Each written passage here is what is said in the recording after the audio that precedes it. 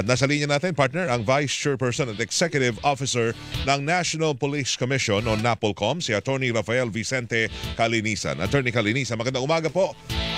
Attorney, welcome sa Double Wang sa Double B. Good morning, sir. Boss Weng, Ma'am Weng, magandang umaga po. Salamat po sa magang gising, Attorney Calinisan. Kwentuhan niyo nga kami. Maga po talaga tayong gumising mula nag-NAPOLCOM tayo, ma'am. Ayan. Good morning po.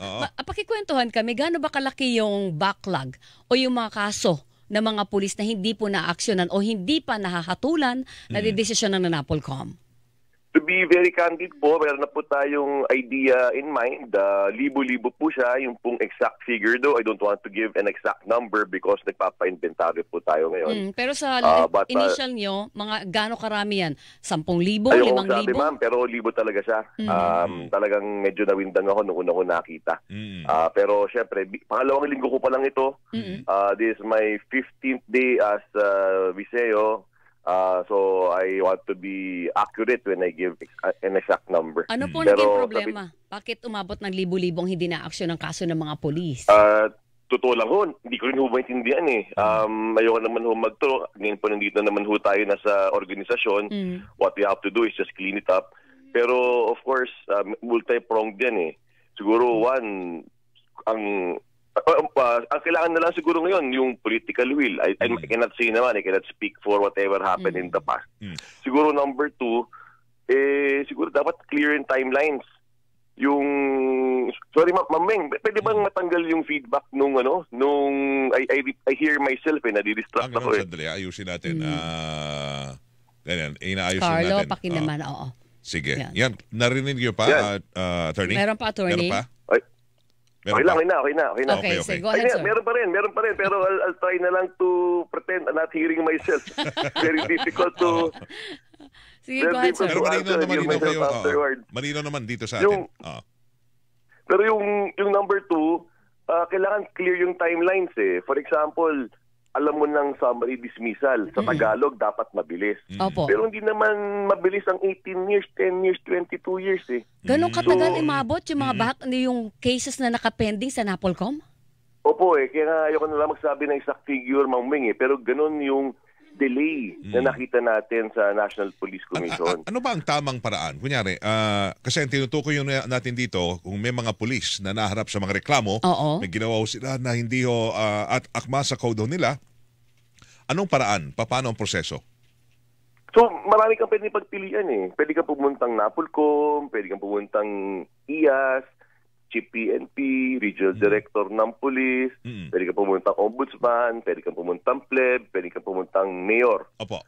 So, kumaga, napakaraming disciplinary authorities, depende na lang doon sa common tao kung saan ka nagtitiwala. Paano sa NAPOLCOM? So, ano po? Kung sa NAPOLCOM, paano? File ka ng complaint. Tawag doon, summary dismissal. By virtue of the name, summary. Diba? Dapat mabilis. Opo. So, pag tinira mo, pag nag-file ka doon, dapat makita ng tao, maramdaman ng pulis na mabilis talaga yung action dyan. Hindi summary na 10 years, 18 years, diba? So, that's why we gave instructions. Ang summary dismissal, 60 days. 60 so, days. Pag may nag-file ng kaso, dapat lumabas yan after 60 days. Okay. Linawin ko lang, Attorney. Linawin ko lang, Attorney. Halimbawa, sabi niya maraming venue kung saan pwede mag-file ang sino man laban sa isang pulis na ng abuso sa kanyang tungkulin. Pag halimbawa naka-file na sa NAPOLCOM, pwede pa bang mag-file sa IAS? Pwede pa bang mag-file sa Ombudsman at saka sa Office of the Mayor as you said it? Hindi na po. Isa yun lang. Po yung tinatawag na concurrent exclusive jurisdiction. Yun. So, kasi for baka example, magkaroon ng parang forum shopping iba-iba. Opo, tama po. Alright. Tama po. Sa Tagalog, lahat ng mga nabanggit ko, pwedeng magsimula, lahat sila may jurisdiction. Pero pag may nagsimula ng isa, excluded na yung iba. Hindi na pwede yung iba. Okay. Sabi niyo siguro, 60 days. Pero ang ginawin ko lang, kahit saan ka mag-file, aakit pa rin siya sa NAPOLCOM. Kayo ang may final say. Yung pong appeals ng mga yon, aakit pa rin po siya sa National Police Commission. In one form or another, pwedeng regional appeal, pwedeng national appeal. Ayun. Kaya po very important po at very powerful yung NAPOLCOM, pero hindi po ganong alam ng tao. In fact, hindi sila aware na may ganong klaseng opisina. Opo, tapos at the end of the day, ang punot na ang sa dulo, dismissal ang nailalabas Ang ninyo parusa. na desisyon. Pwede yung dismissal, pwedeng demotion, pwedeng suspension, pwedeng reprimand, pwedeng forfeiture of benefit. Napakarami hong menu na pwedeng pagpilian, depende ho sa klase ng pagkakamali.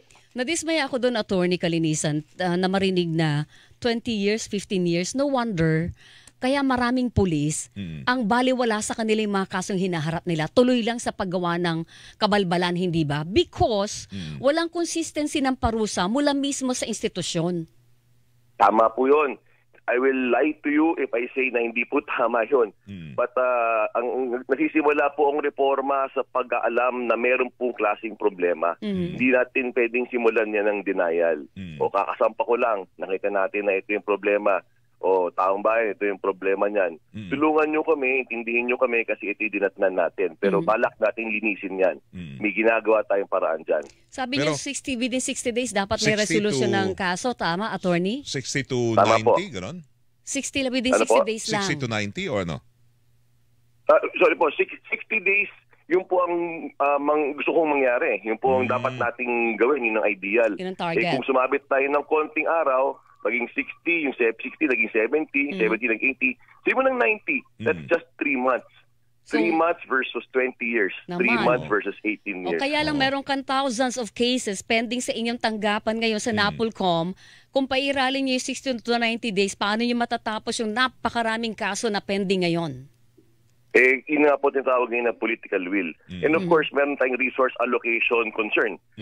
Kailangan ba natin ng abogado? Di-hire tayo ng abogado. Yung ba mga abogadong may hawak ng kaso, kulang ba? Kailangan ba ng konting pukpok, himas? Ano ba ang kailangan natin gawin dyan? Yung ba mababagal na abogado? Ba't ba mabagal? Yung ba mabibilis? Kailangan natin rewardan. So it's a mixture of everything. There's no one answer, but the goal is clear. We know where we are right now, so it's just starting how to get there. Pero Baka yung naman ay 60, palakasan din sa loob kaya hindi na-actionan yung mga kaso, Attorney Kalinisan. Maaari rin naman po. Ayoko naman po sabihin na wala.